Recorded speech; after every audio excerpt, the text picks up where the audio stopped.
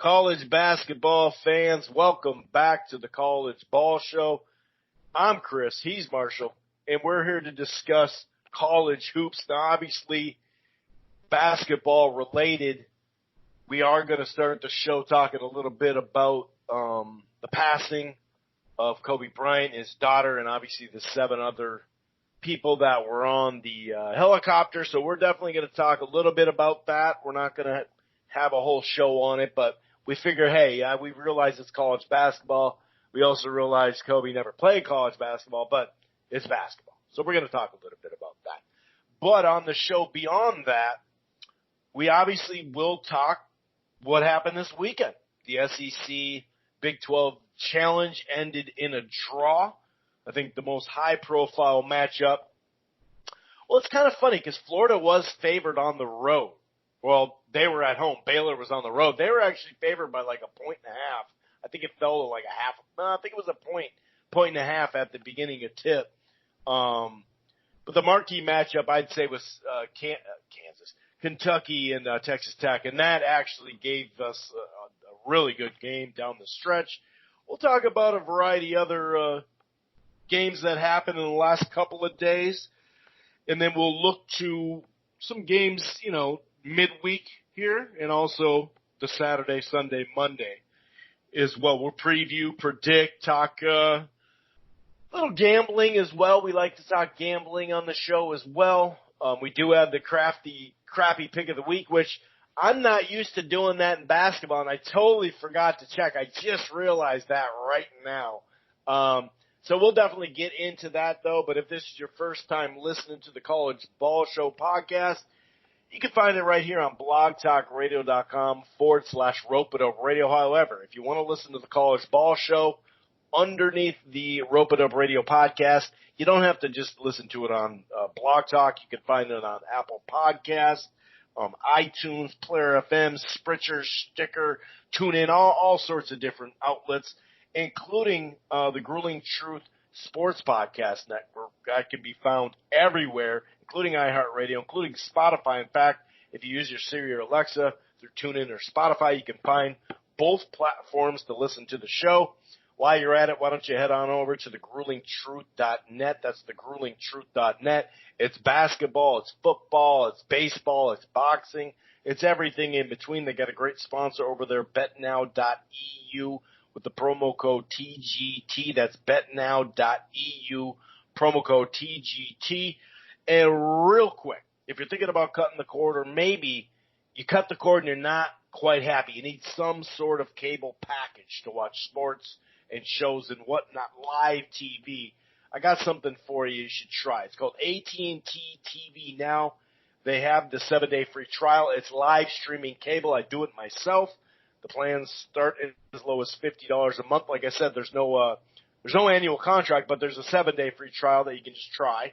You can stream it anywhere. It has the cloud DVR. It's available across the country in selected locations, whether it's here in Minneapolis, Minnesota, chunk of California, Florida, Texas, New York, all the way up in the Northwest in Seattle and Tacoma, in the Midwest in St. Louis and Topeka, Wichita. So it's actually a growing brand. It's a growing platform. It's called AT&T TV Now. Like I said, it's live streaming cable. You can actually go right to the website, just Google it, put in your area code, and see if you have it available in your location. And soon enough, I believe you will. Anyway, let's start out the show. Obviously, this is basketball related. Kobe Bryant, age 41, and his daughter, age 13, and the 7 other victims as well that went down in the helicopter crash just yesterday. Found out about it, kind of looked around to see if it was true, just to make sure it wasn't like they're survivors or, there was a crash, is anybody alive, that type of thing.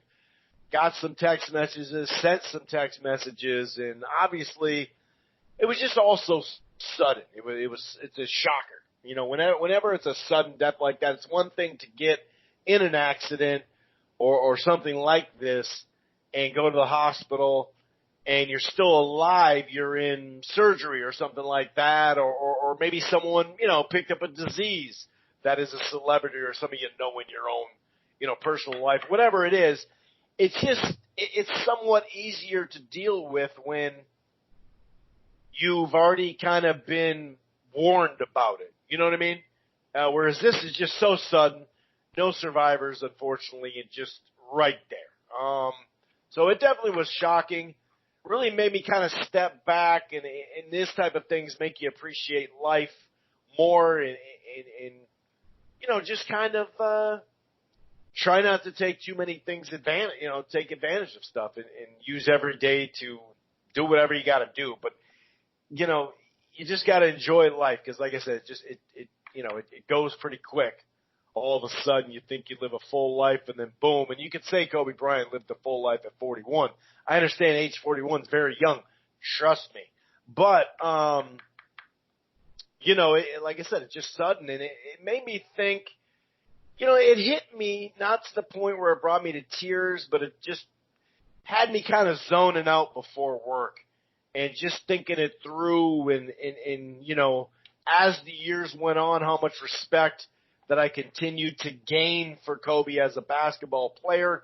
Obviously, late 90s and early 2000s, the Lakers, Shaq, and Kobe were in the way of my Timberwolves. And so I didn't like them. I'm not going to sugarcoat it now. I didn't like them, but I always respected his play. And then once my Timberwolves, traded Garnett, I started to even appreciate it even more, because I didn't have, a horse in the race, so to speak. Obviously, Garnett went to the, it still was against the Lakers, but I was really cheering Boston-wise. I was really cheering for Garnett, not the Celtics. But I look at certain things like his last game, which I believe is getting played tonight on ESPN. I look back at that and think I'm so happy that I saw that last game live. I'm really happy that I got a chance to appreciate that when he went for 60. And most of them, because of where he was in his game, were from the outside. He had a lot of people rip him for taking that many shots, but it's like, dude, they didn't just let him get the 60. He had to hit a bunch of these shots, and it was a tight game. So, obviously our thoughts go out to the family, and you feel bad, for a variety of reasons, but for all those who perished, their families, that one family with the mom and the dad and the daughter, they have the two kids now are just, it's just them two now on their immediate family, which is just crazy. If you look at Kobe's wife, now she's got to, raise three daughters. Not to say by herself, because she'll have plenty of support, hopefully, but you know what I mean? It's still by yourself in a sense. So that's really what you think about in general. Marshall, just what are your thoughts in general, how it hit you, what you were doing, and just, the impact Kobe had on the game of basketball. I mean, the guy, I'm not worried about where he ranks, if he's better than this guy or that guy. Today, it doesn't matter. There's no debate.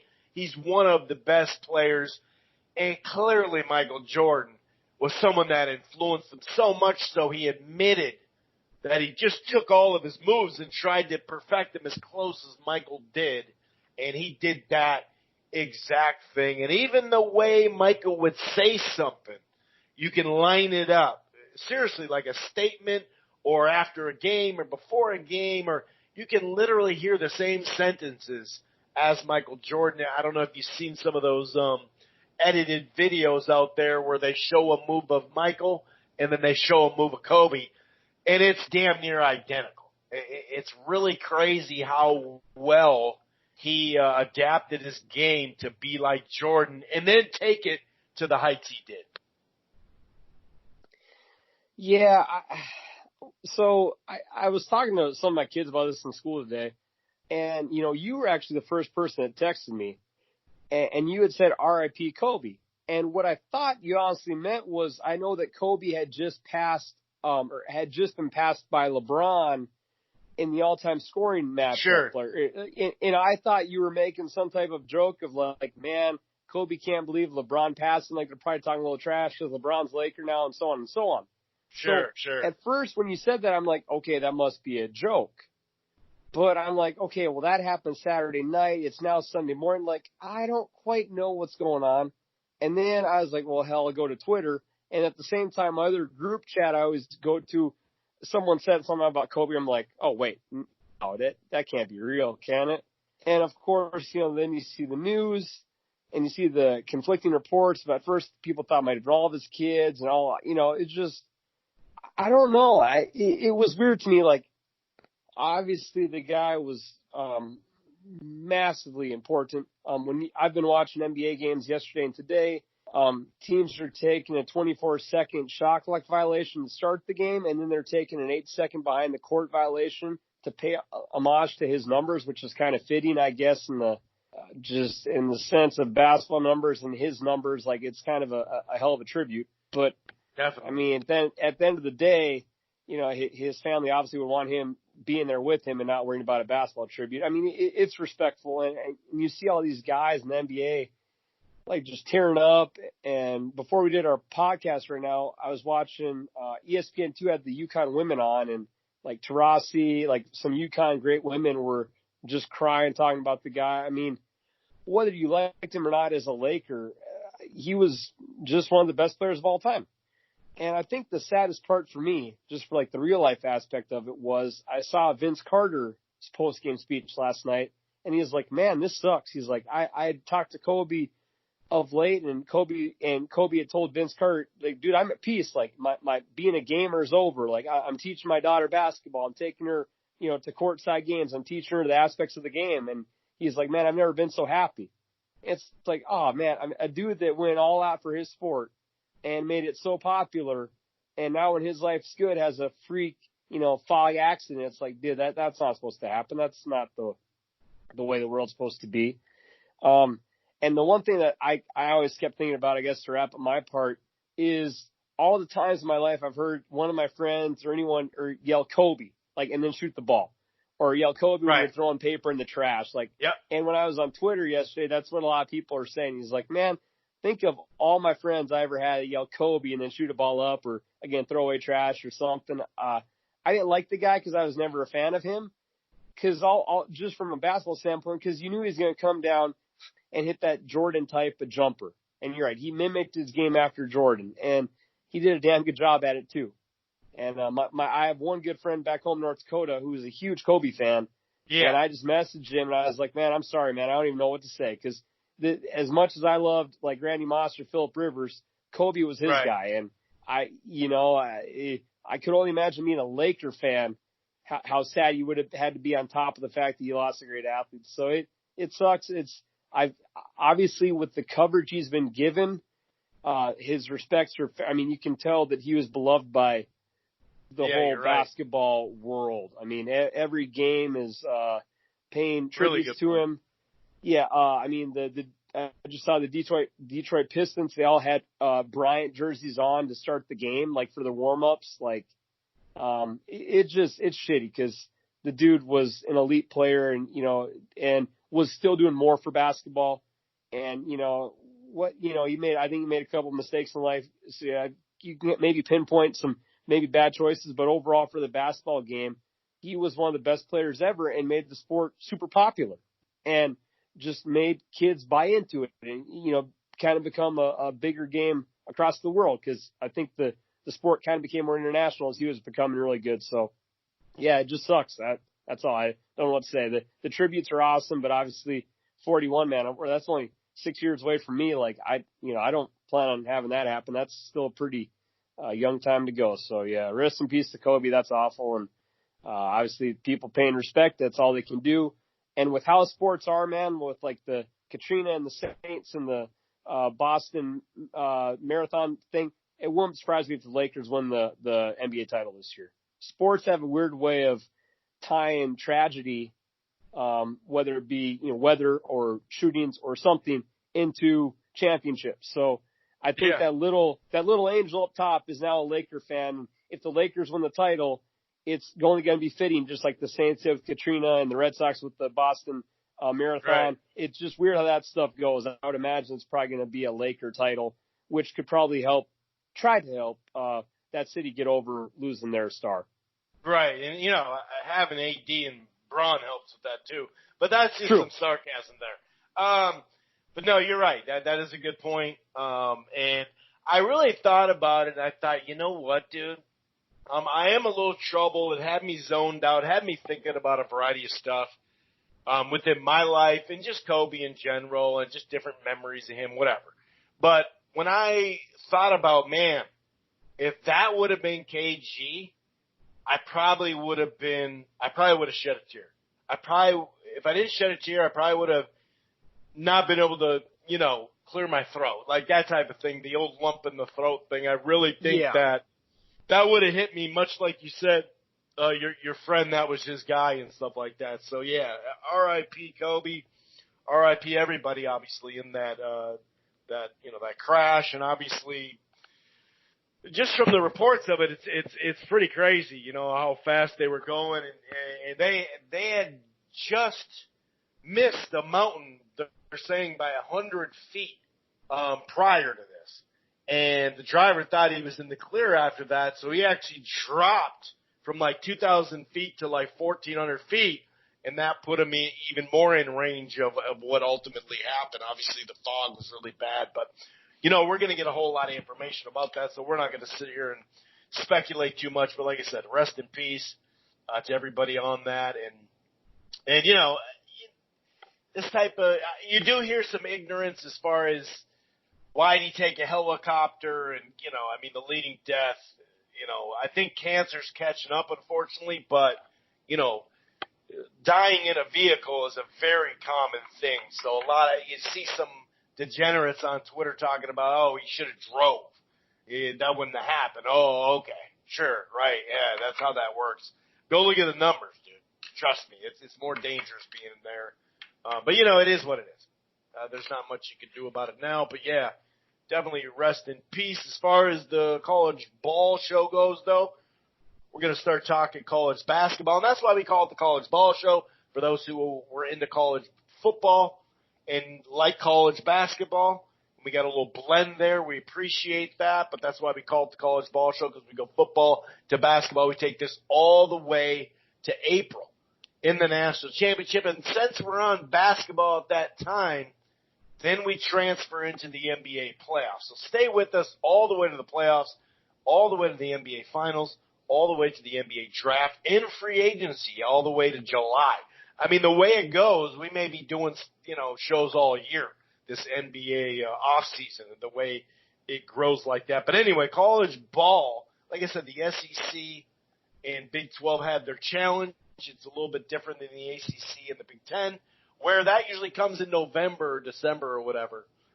So it's mid-season, basically, and we had some interesting games. We had some tight games. I thought Florida gave Baylor a decent run.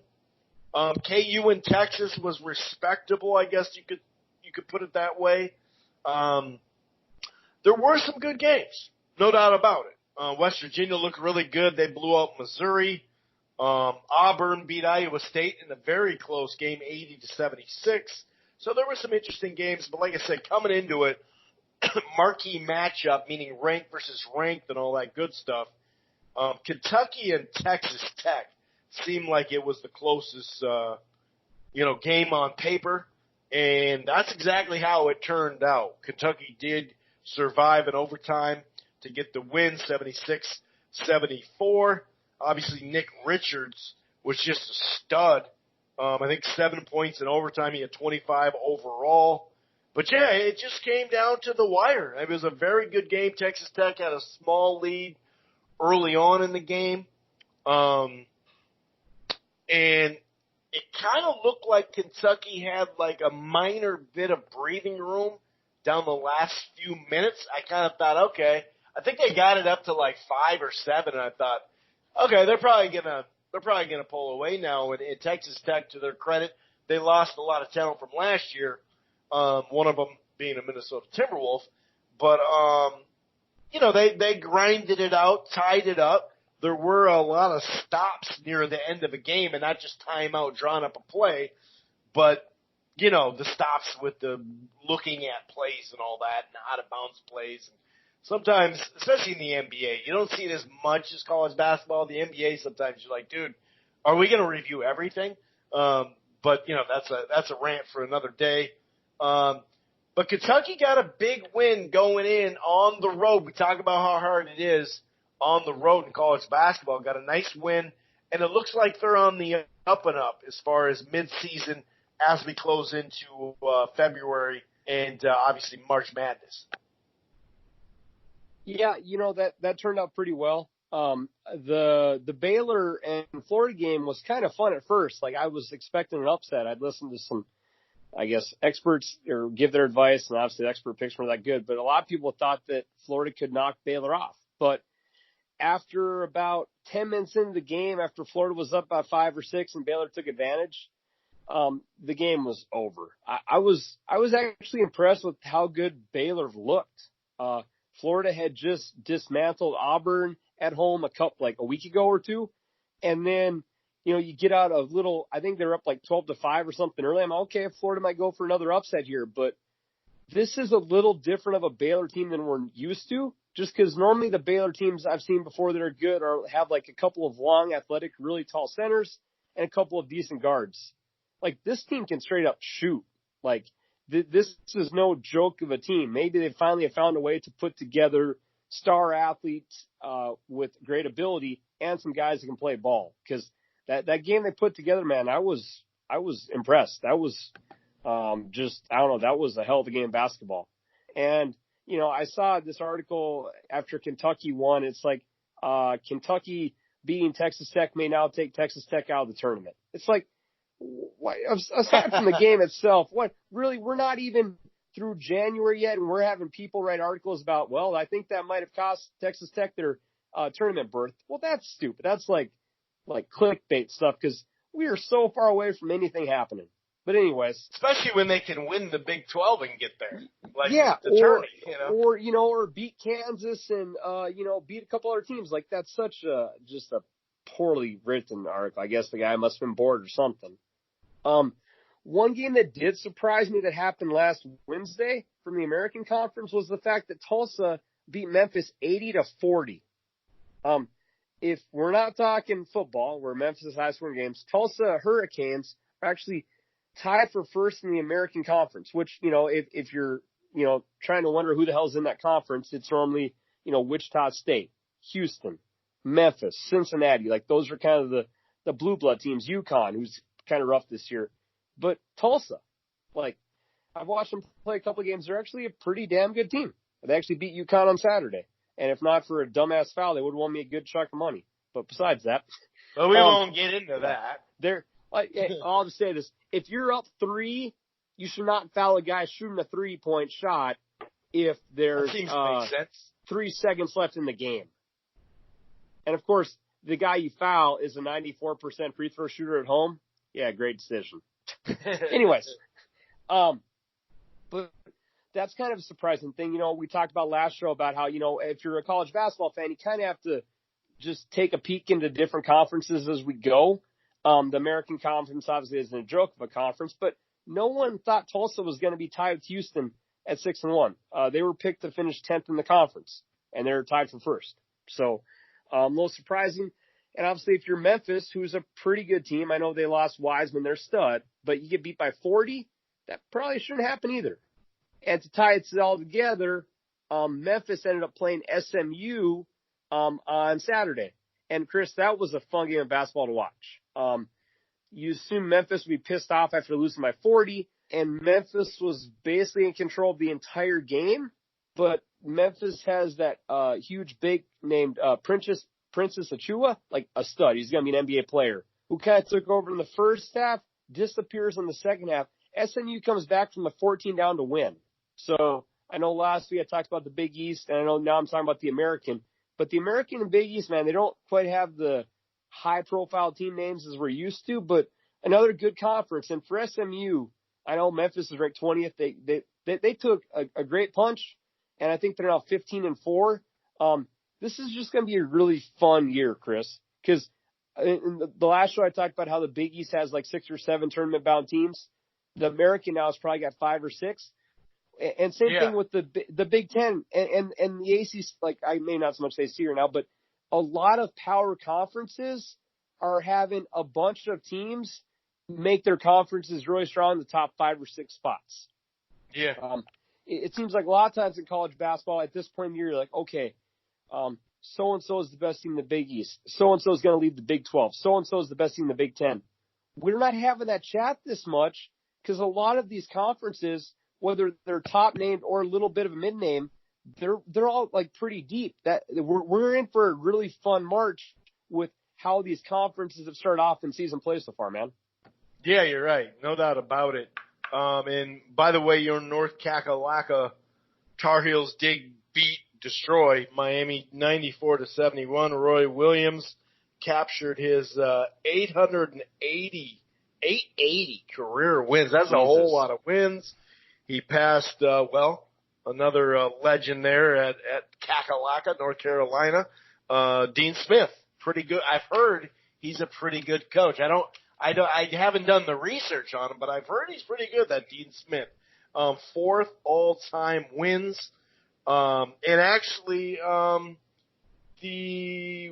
Huggins, combination of West Virginia and Cincinnati, he's at 876, and he is now tied for 7th with Rump, the Kentucky coach back in the day. So, definitely had some major, accomplishments there, no doubt about it.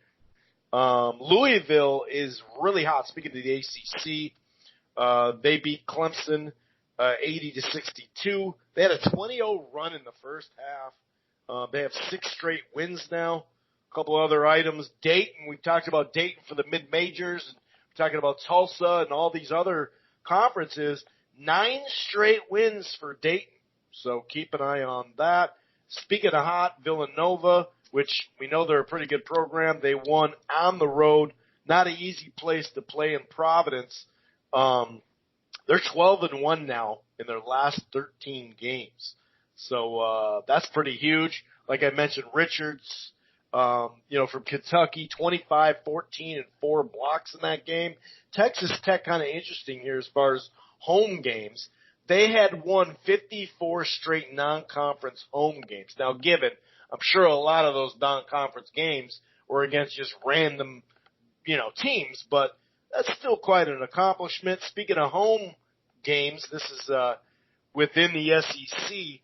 I talked about that Auburn Iowa State game, 80-76. Auburn won. 14 straight home games that they've won. That's the longest active streak in the SEC, which is improving, definitely. And you talked about that SMU win over Memphis. They ended the game on a 15-0 run, dude. That's pretty damn. It was a hell of a game. Yeah, that's pretty crazy, man. That is what a way to freaking go. Speaking of can't lose at home, Rutgers moved to 14-0 at home. They beat Nebraska. It was a tied game. I think it was a 3-pointer real late, like 1.2 seconds left in that game to get the victory. So there was a variety of stuff. We talked about some of those, just the Big Ten in general, how hard it is to win some of these games. And, stats have a way of balancing out to an extent, and we kind of expected some of that. There were some teams that actually did finally get over the hump. Maryland did beat Northwestern, which Northwestern really isn't the squad they've been as far as that pesky squad that, they're not going to make the tournament, but they're going to be good, especially on the road. Illinois beat Purdue at home. That was one that we were talking about as well. Villanova and Butler, I'd say, during the week, especially in the Big East, was a really good game. On paper, Villanova handled them pretty well, 71 to 67. Some other stuff that went on during the week. Seton Hall kept their streak going as well, 73 to 64 for Providence. Tough one for Providence. Iowa beat Rutgers at home go figure at home. So that Iowa's got some pretty damn good. They've collected some pretty damn good wins this year so far. If you think about, we talked about how Wisconsin, you can't really look at their record right now and act like you could say, oh, I mean, they're pretty mediocre. When you see who they've played and then who they've beaten, they're a tourney team unless they just fall apart. This one kind of surprised me, kind of didn't. I did pick Michigan State to lose at Minnesota, right, which that didn't happen yesterday. But they did lose to Indiana 67-73, and Indiana kind of needed a jolt. They have been kind of this year so far. They got a big jolt, so that was a big win. Maryland got a big win, especially at Indiana, 77-76, so they played them really, really tight as far as, within the Big Ten. Is there any other action that you want to talk about? I mean, we still have some other Saturday games that happen, some close encounters, I guess you could say, as well. Yeah, who has been impressive for the Big Ten is Illinois.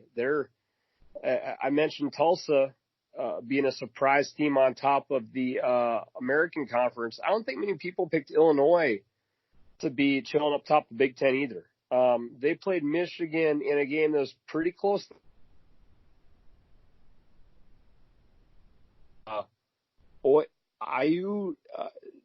Duasimwa, Illinois stud point guard, had a star game. 27 points, 7 boards. He's been kind of their spark plug carrying that whole team. Illinois is for real. They've now won some actual games in the Big Ten, which is hard to do.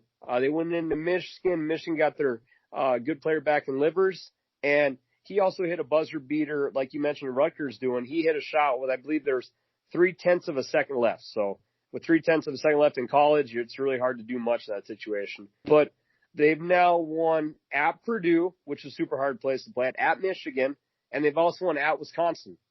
And so we're talking about, a Big Ten conference which favors the home teams a lot. You go and win 3 of your last 4 games on the road there. That Illinois must be for real, Chris. And this is a team who, I mean, the last time they were legit good is kind of going back to like the 04-05 time when they played Carolina for the national title. It's been probably about 13 to 14 years since they've been a legit threat. And I think they might be working their way back to that top of the Big Ten battle, which says a lot for them, to be prominent again, because unless I've been missing a year here and there, it's been a minute since they've been on top of the Big Ten.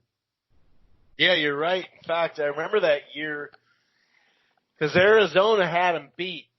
I think it was the Elite Eight. Was it the Elite Eight to go to the Final Four? 100%. Oh, yeah. I still remember. Yeah, I remember that game too. They had them beat, and in all my brackets, I had Arizona beating them. I just felt it. It was going to happen. They were going to the finals. That was going to be, and obviously they're going to get steamrolled by North Carolina. But yeah, I remember that like it was yesterday. I'm working at this different restaurant than I am now. And I remember my buddy's like, oh, you got it, man. You got it. I'm like, dude, just calm down, man. There's a lot of time left. Let's not talk about who got what, and then I'd look and I'd be like, see what I'm talking about, dude? You can't count this out. And I mean, they might as well have just like used the MMA move on an inbound pass on one of them. That last inbound pass I remember was like, dude, I mean, if that's not a foul, what the hell's going on? In fact, I almost want to YouTube this thing after, but man, it just unraveled for Arizona. But I do remember that. Yeah, it has been a while since they've been a high level. Sure, they may have gotten the tourney, they may have been okay, but you're right. It's been quite a while, man. Definitely quite a while. And yeah, I mean these conference races are definitely heating up. And sometimes people, some teams, whether they're upstart or bouncing back, like we just talked about with the Illini, sometimes it can look real pretty and look scotch-free type record. You just look clean. It's kind of like a boxer where you're 17-0, but he hasn't fought anybody. It's like, oh, it looks like a great record, but has he got hit on the chin clean yet? That type of thing. And so I think we're going to start to see minor separation as we get into February. And obviously the next time we speak, Well, not you and I, but as far as to the audience, next Monday, it's going to be February, which in Minnesota, it means that much colder. We're having a pretty mild winter as it is. It started out pretty scary with snow, a lot of snow and a lot of cold, but it's been real. The weirdest thing is it's been raining here a lot. It's been like one of the rainiest winters. And I wonder what that's going to look like for spring as far as the floods. But anyway, what I'm trying to say is we're going to we like to keep track of a handful of these major conferences and some mid-majors. I guess some may call the AAC a mid-major. But there's some teams in there that go pretty far. I mean, Houston for one of them. But just starting there, like you mentioned, Tulsa's still leading the pack, or at least tied with Houston in a sense, but not really. They're leading the pack. Wichita State right there, 5-2. SMU and Cincinnati at 5-3. We'll see if Memphis can hang around because they are at 3-3. Dayton still doing their thing in the Atlantic 10 at 7-0. You look at Rhode Island and Richmond and some of these teams, obviously VCU as well, St. Louis as well, Davidson as well. These are teams that make either a run, not even you don't have to have Steph Curry, but they still make runs, all these teams, or they're just in the tournament a lot. You notice the name filling out your brackets. We come to the ACC, and right now it's Louisville, Florida State, and Duke. That's what it really is. I know that 6-2 and 6-3 is not that far of a separation, and I'm talking about Duke to Syracuse, but it feels that way. Louisville 8-1, have an extra game in there. FSU 7-1, 17-2 and 17-3 overall. So that's really good records. But then it is just all over the place from Syracuse to NC State to Virginia Tech to Virginia, Clemson, Pitt, Boston College. I won't even go as low as I need to find your squad. Sorry, but you guys got about 18 dudes coming in next year, so I don't think it's going to last long. But from 5-4 and 4-5, something's got to give over the next couple of weeks.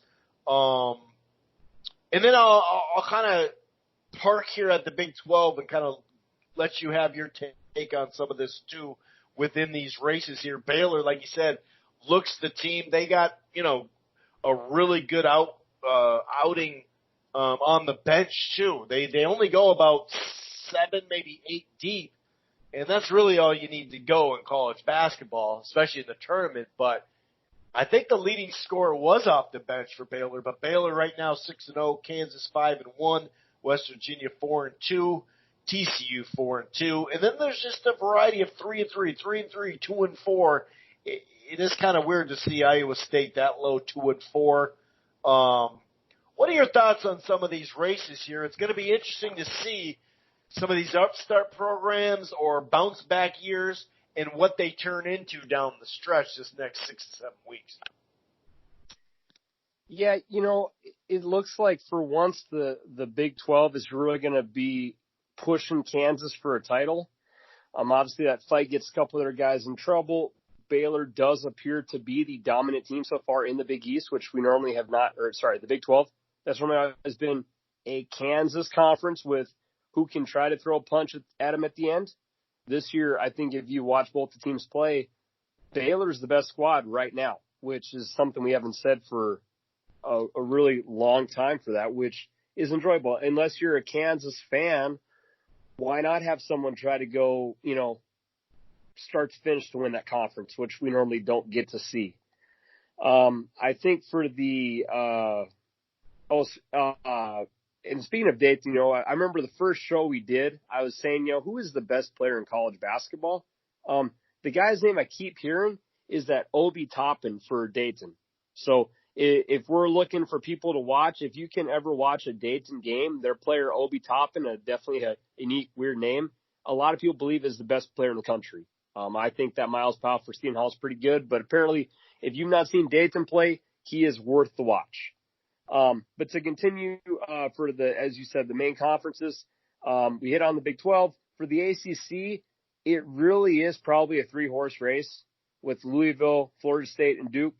I think Louisville and Florida State are more skillful teams. This is not my bias talking, but just from watching how the teams play, It would never happen. There'd be never a bias with a North Carolina fan and a Duke fan. Or judging a Duke team. That would never happen. I mean, Louisville beat them in Duke, not too long ago. So, I think that's kind of a 3-horse race. If anyone besides Louisville, Duke, or Florida State won the ACC, that would deeply surprise me. I'm happy my boys aren't in the last place right now. We've creeped up from third to last now, which is there you go. That's pretty nice. Minor progress. And for the Big Ten, like I said, that one, man, when you got the top 5 teams in your conference ranked, that's saying something. That means the conference is off to a really good start this year. Again, I doubt many people picked Illinois in the preseason. Sparty's obviously going to be pretty good. Obviously, Izzo's got a good team. They have another player who many could mention could be up for Player of the Year, in that Cassius Winston. Maryland put together that nice swing against Indiana. I know you mentioned that at the start of the show. Maryland finished that game on a 7-0 run. So it's hard to win games on the road, not to mention going on a 7-0 run to win a game by 1 point. So the Big Ten should be a really fun conference to watch this year. I think one team that people are sleeping on, because even Rutgers is getting more credit than them, is Iowa. Iowa's ranked 18th. They got that Garza, who's a stud too. I think Iowa's pretty damn good, Chris. It doesn't seem they don't seem to get much coverage. I know that the ESPN always seems to love their football team, but I think their basketball team is ranked 18th in the country. Like, I don't think they're a joke. They're normally a team in the past who is an 8 or 9 seed and gets a 50-50 chance of making it past the first round of the tournament. This year, they beat Michigan, they beat Rutgers, both at home, but still they beat Maryland. They beat Cincinnati, they beat Iowa State, beat Minnesota. I think this might be a better Iowa team than we're used to. Kind of like I just said with Baylor. Baylor seems to be a couple steps above where they normally are. I think you can say the same thing for Iowa this year, Chris, where they're a little more advanced and maybe they're a potential Sweet 16 team instead of flipping a quarter to make it past the opening Thursday or Friday of NCAA March Madness. Well, and Iowa's had, if you look at the last 3 to 5 years, they've had some big wins. They've had some great runs. It does, all of a sudden they'll go on a 4-game losing streak in that time frame. You're like, did they just get figured out? Like, are a couple of these, did they figure out a couple of these players and then now they're trying to adjust? I don't know what it is, but I think that's why, whereas at least their football program has gotten all the way over the hump.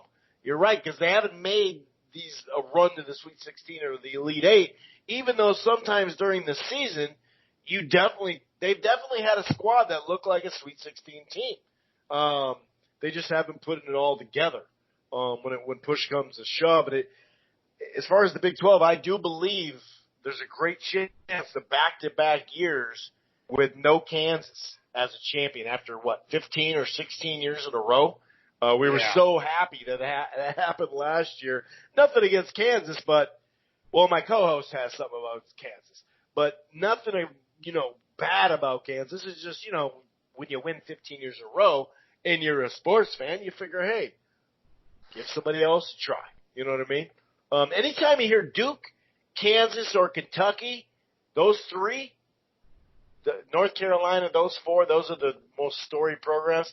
You're gonna hear my co-host say some shit to him. That's just how it goes. It's okay. It's okay. I don't mind Coach Cal. I don't mind Coach Cal. You know that. I don't hate Kentucky. I hate Duke and Kansas for sure. Yes. Right. No, that is true. Yeah. So somehow you don't hate this crooked coach. Why? Because he doesn't have a killer on his squad? Hey, Coach Cal, he just loves his guys. He's all about getting his guys ready for the NBA. He loves his guys. And also, I always love Calipari. He also has the great interviews on the day of Selection Sunday.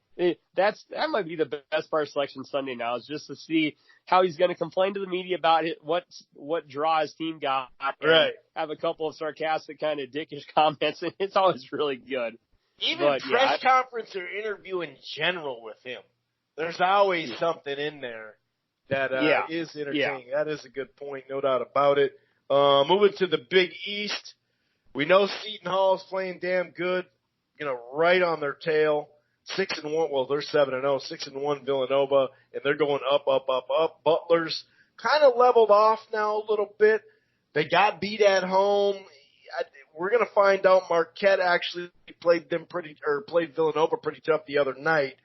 Creighton's sitting there at 5-3, so it's still fairly wide open. But Seton Hall, man, they're playing really, really good. It'll be interesting down the stretch, though, to see if they can handle that Nova stuff and just everything. And just to, add to your point about the Big Ten, I mean, you got 7-2, 7-2 at top, Illinois, Michigan State.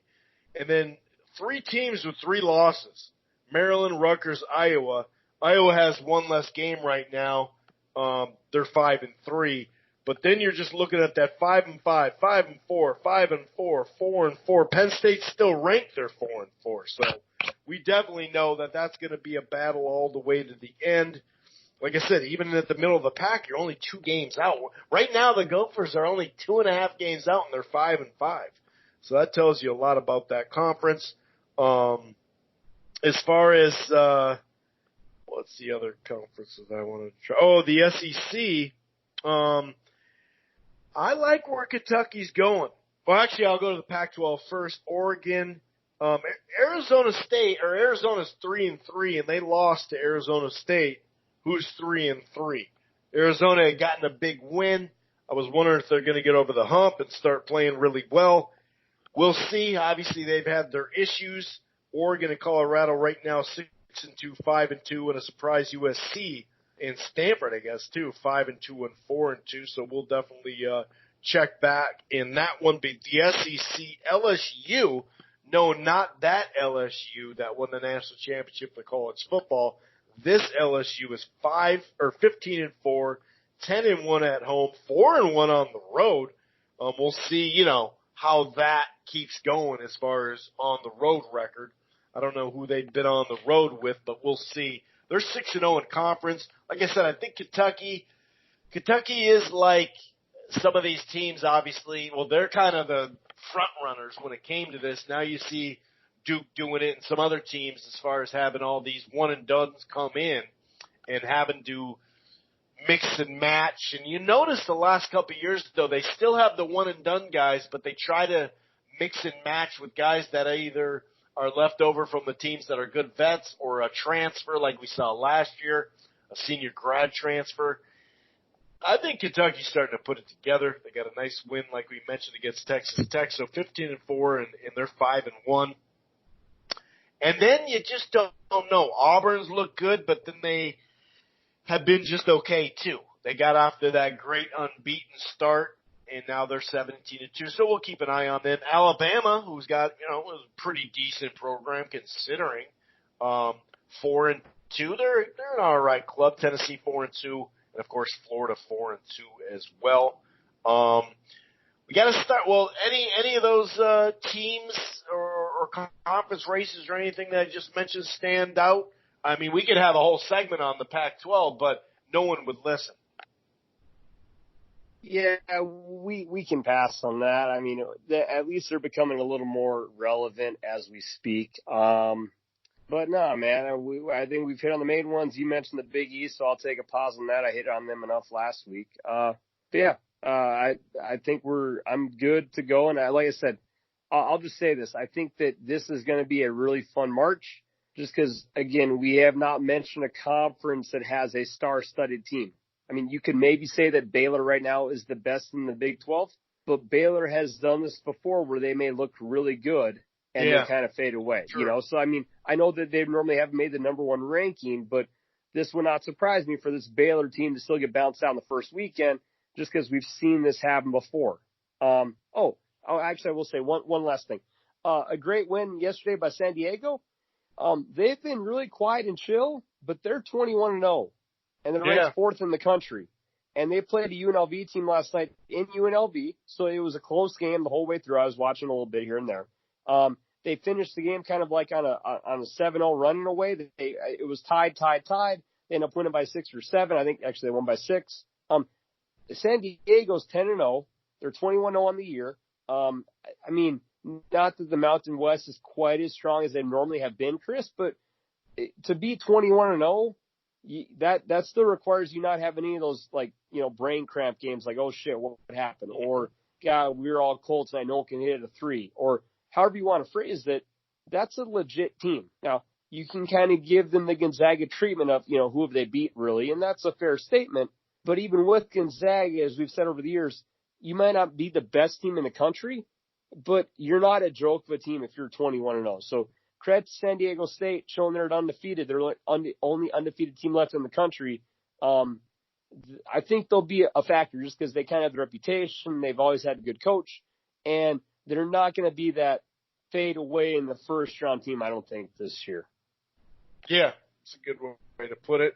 Tonight, in just a little bit, about 20 minutes or so, the tip, Wisconsin on the road at Iowa. I think Iowa's won 4 in a row. I think they'll win a 5th. I think they'll get that done at home. That should be an interesting game, though. Later tonight, you also have Kansas going to Oklahoma State. Right now, Oklahoma State just doesn't really look that good. It could be tight. You never know. And plus, they do have what's-his-toe suspended, but we'll see. I mean, at least that brawl had a little bit of contact. I'll say that. No, I'm just kidding. Well, I'm not really kidding, because sometimes some of these brawls aren't really brawls. But anytime, like, people get hit in the audience and that type of thing, that's obviously where a big problem is. Where it can be anyway. Then we have some games coming up. Some interesting games somewhat tomorrow. Nothing that really stands out. Speaking of Texas Tech and them being out of the tournament from whoever wrote that damn article, West Virginia is heading into town on Wednesday, facing Texas Tech. So that could be a really interesting game. I wonder how that's going to go. I might go out on a limb and pick Texas Tech in that one. I don't know. That's kind of interesting. And then another game, LSU 15-4. They're probably going to win at home. Alabama's okay. I'm just kind of keeping an eye on this LSU squad. How for real are they? But then one of the best matchups during the week before we get to Saturday and Sunday and that type of thing, I'm assuming there's not too many good games on Sunday. That'd be a dumb scheduling thing. Of course, maybe during the day before the Super Bowl. I didn't think about that. But a couple of games inside the Big Ten Thursday night. Minnesota at Illinois. And then Iowa, tough road for Iowa, at Maryland. I'm really looking forward to those games. Yeah, obviously, if you put a game on Sunday night, Chris, that's not going to do too hot. And we'll see. Do you think that now that teams have kind of got a beat on each other, do you think that the Big Ten home dominance is going to fade away, or do you think that's something that's going to kind of last throughout the whole year? Like what? I mean, I know it's kind of just there's not a wrong answer here, but as dominant as it's been, will there start to be a couple more teams winning on the road in the Big Ten? Or is it just going to stay with the home dominance and incredible record all year? What's your gut say on that? Well, I mean, there is a right record, or there is a correct answer here because it's going to play out. But sure. Yeah, I think we'll start. This last week we actually started seeing it level out a little bit. I mentioned that at the beginning of the show, and so yeah, I mean, sure they're going to win. A fair amount still, no doubt. It's still going to be really tough. And maybe that'll be the difference in some of these ranked versus ranked games. I wouldn't doubt if that's the case. But I think just like this last week where someone was able to win at Purdue, that type of thing, I think it'll loosen up rather than what we saw when it was like, I forgot the numbers last week and the week before, but it was like, whoa, what the hell? You know what I mean? Like, what's going on? That's intense. So I think it'll still be tough to win on the road because it's college basketball in general inside the Big Ten. Usually there's some pretty intense crowds or whatever, but I think it'll loosen up a tad bit where what I mean by this, just to be a little bit more detailed, a little bit more specific, the unranked squad. We've seen so many unranked squads protect their home court. Not that it won't happen, but I think it won't be as one-sided towards the home team and especially the unranked home team than it has been, to answer your question there. Iowa at Maryland. What's your thoughts on that one and who you picking in that one? I think if you're Maryland right now, man, that their confidence has to be riding pretty high, Chris. I mean, that win against Indiana, who had just beat Sparty at home, like, man, that's something that can kind of boost the confidence. I think as competitive as the Big Ten is, I don't think the teams will have much of kind of getting overconfident kind of win. I think that if you were in like a conference that is top heavy, it's occasional you see teams after a big win, Chris, maybe sleepwalk into the next game. I think with Illinois, Michigan, your Gophers, like Maryland, I don't think you can really have that overconfident, like, oh, dude, we got this one in the bag. I don't think this conference allows that to happen. I mean, because you look at right now, Penn State's the 9th best team in the Big Ten. They've gone toe to toe with almost every team in the conference. So right. In that game, I think it's too competitive. And I know that college athletes have off nights, just hell, even NBA guys do. But I think that just with how they've been playing, I'm going to take Maryland at home just because their confidence is riding high. And as we just talked about, you got to give the edge to the home teams here in these matchups. Maryland on the home court, I believe only has one loss this year. I was looking at the wrong thing. They've lost at Wisconsin, lost at Iowa. Well, actually, Iowa beat them by 18 at Iowa. Damn. Well, I think there'll be some revenge back on the home turf because you beat Purdue, you won at Northwestern, won at Indiana. I'll take them to take care of business later in this week, and I think they'll be able to pull off the win against Iowa. Yeah, I'm right there with you. Like you said, to lose back-to-back, you go, they lost back-to-back. Well, it was at Iowa and at Wisconsin. It'll be interesting to see. I think this is just an important win to secure in general because then they got their next game is early next week, and that'll be home again, but it's at with Rutgers, so that'll be tough. Then they got to go at Iowa, and two games after that, I should say, at Michigan State.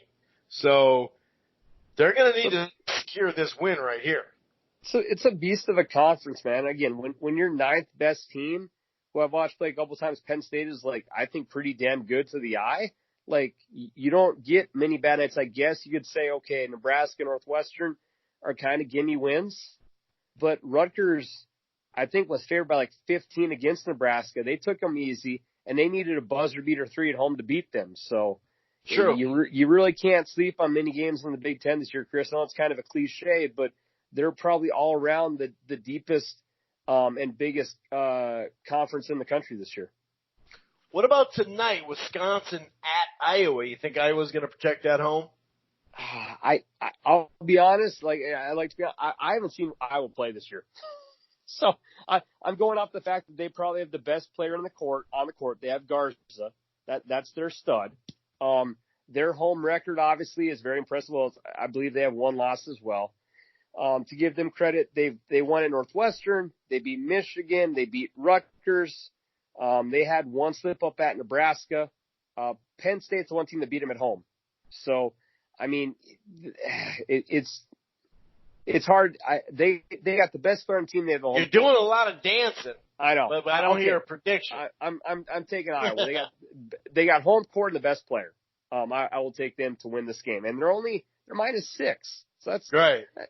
That's showing respect to Wisconsin, who, for a team who doesn't have the normal loaded roster they normally have, is actually been having a pretty good year this year as well, surprisingly. Yeah, and Iowa, they're going for their 5th game in a row as far as winning. They're going to need it because they although it's home, they on Sunday, there is a game on Sunday that's a marquee matchup. Number 19 Illinois at number 18 Iowa. But that's at noon Central. So it'll be plenty of time to, get the nachos ready and all that type of stuff. It's kind of a Big East Saturday as far as early in the morning. God dang, 10 o'clock Central Time? I know that's 11 East, but golly. Xavier at Seton Hall, Creighton at Villanova an hour later. I'm really looking forward to see that. See if Creighton can just get a big win. They kind of need to get back on the horse. You'll get Michigan State, Wisconsin. What else we got here? We have Texas Tech at Kansas. That'll be interesting. God, Texas Tech's got a tough one. Oh, here we go. Okay? Remember I said let's take a look at Auburn. You know they were undefeated.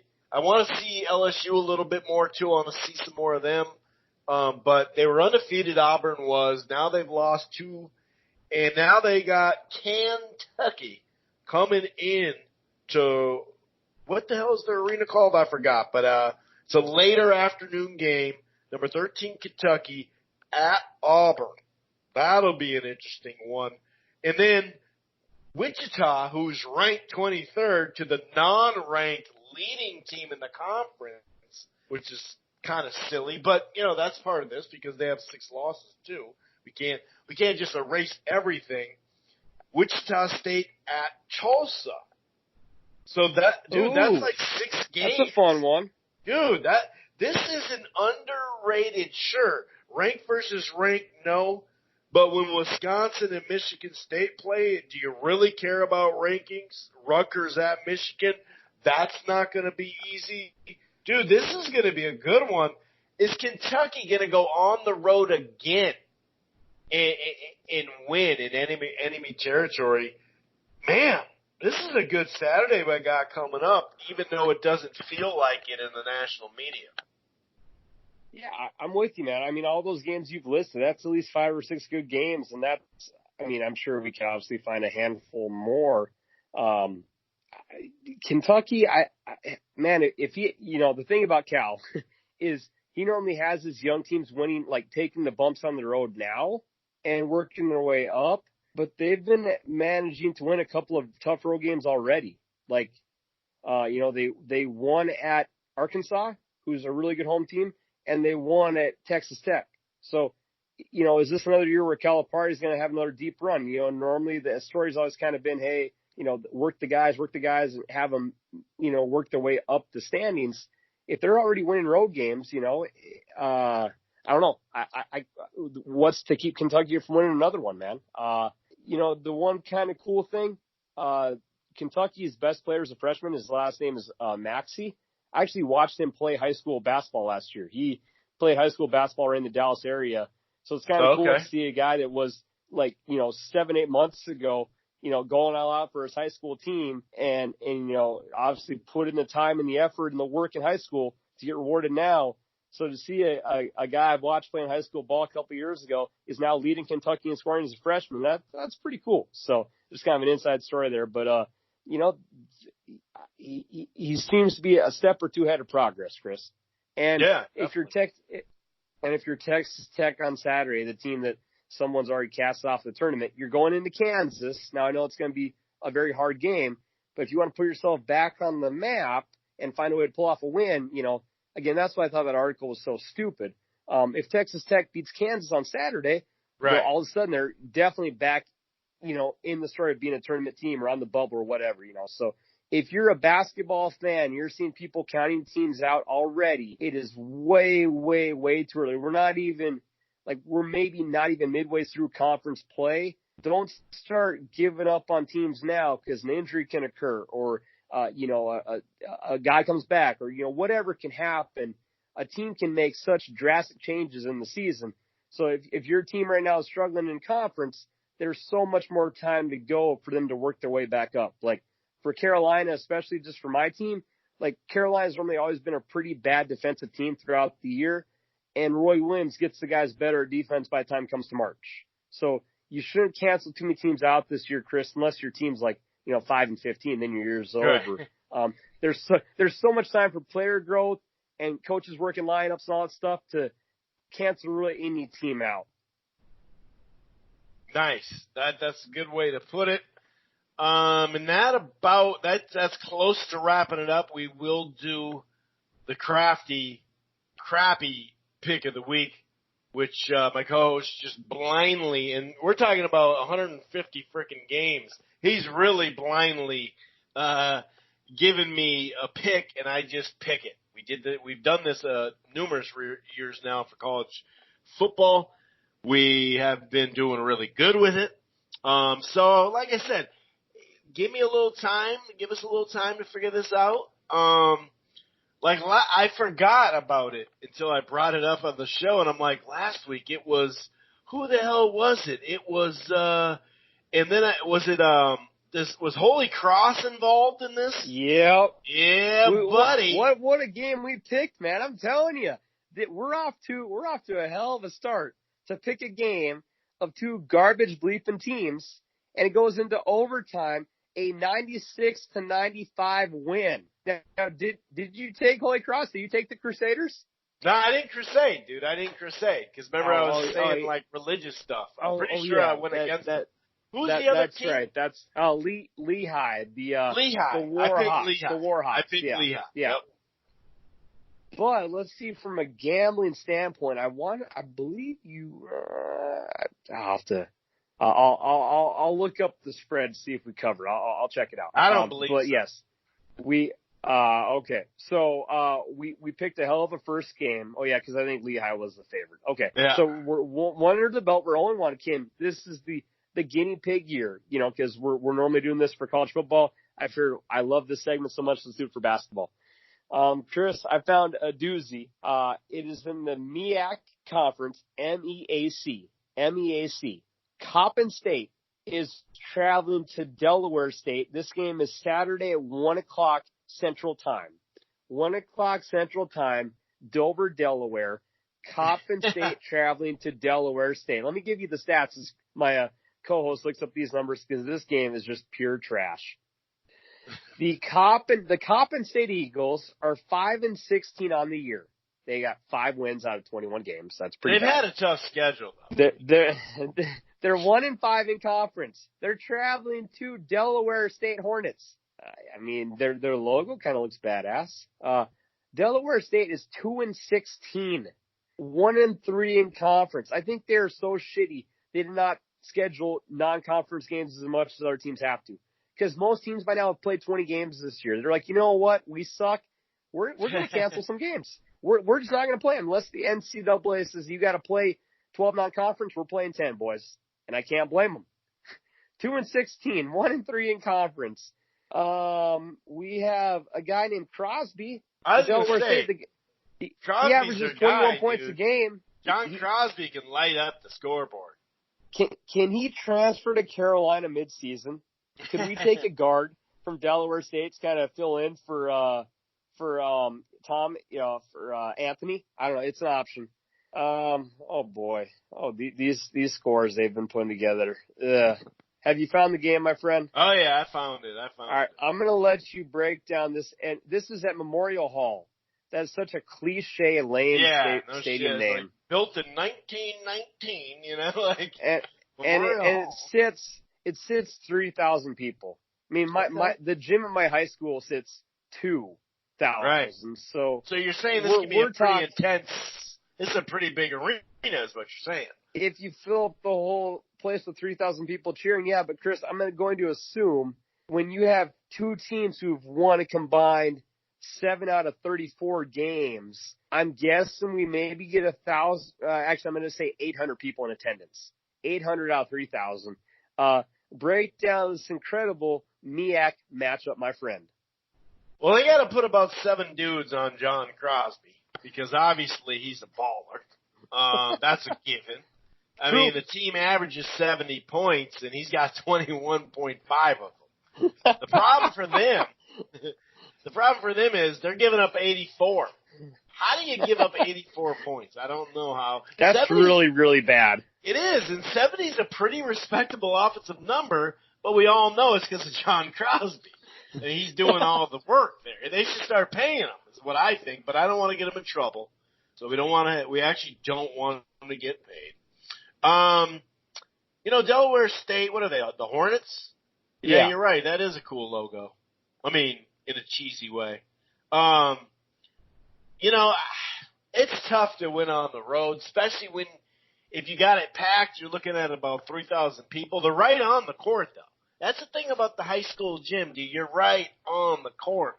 It's a whole different ballgame. I mean, you think Duke's a tough play. You think they're on the court. I mean, these Hornets. Okay, I'll stop. Now, let me ask you, Chris. Is it fair to say that the fans in this game have a better situation? Because let's say you go to a game at Purdue. It is just a mesh of noise. Yeah. If you go to a game where there's 800 people and someone starts talking shit, they might get in your head. What's to keep a fan from getting in if you start talking trash, the guy's going to hear you. I'm just saying. I think everybody else will too. That's the problem. You get kicked out. They'll be like, all right, I hear it too, damn it. Yeah, that's true.